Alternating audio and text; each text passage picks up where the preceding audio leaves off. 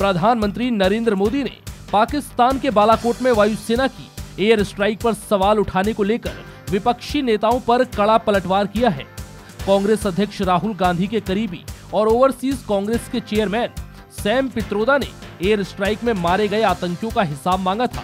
इसके साथ ही गुरुवार को समाजवादी पार्टी के नेता राम गोपाल यादव ने पुलवामा हमले को सियासी साजिश करार दिया था, जिसके बाद पीएम मोदी ने शुक्रवार को एक के बाद एक 4 ट्वीट कर पित्रोदा और यादव के बयानों को जवानों का अपमान करार दिया।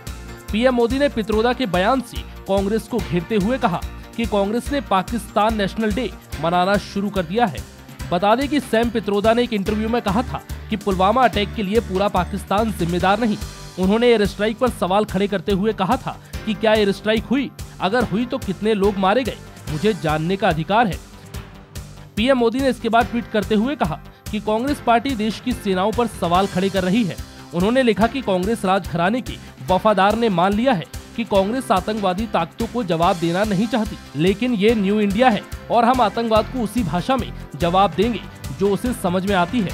वहीं पीएम मोदी ने एक दूसरे ट्वीट में समाजवादी पार्टी के नेता राम गोपाल यादव को निशाने पर लिया।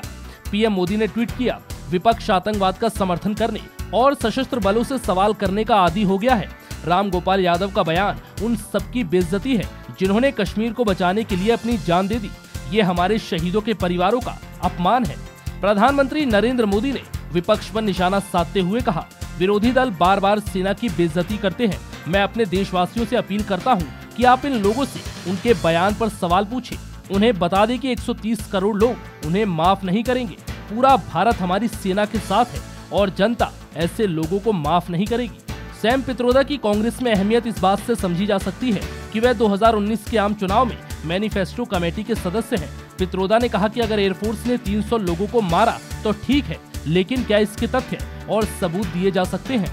पित्रोदा ने कहा कि भारत के लोगों को जानने का अधिकार है कि एयरफोर्स ने पाकिस्तान में कितनी तबाही मचाई और उससे क्या फर्क पड़ा। पित्रोदा ने अपने इंटरव्यू में पाकिस्तान से बात करने की वकालत भी की। उन्होंने कहा कि मुंबई हमले के बाद कांग्रेस की सरकार ने इस तरह की प्रतिक्रिया नहीं दी थी। उनका कहना था कि अगर किसी देश से 8 लोग आकर हमला करते हैं तो पूरे देश को इसकी सजा नहीं देनी चाहिए। That's not how you deal with world, okay? Because 8 people come and do something, you don't jump on the entire nation. It doesn't work that way, okay?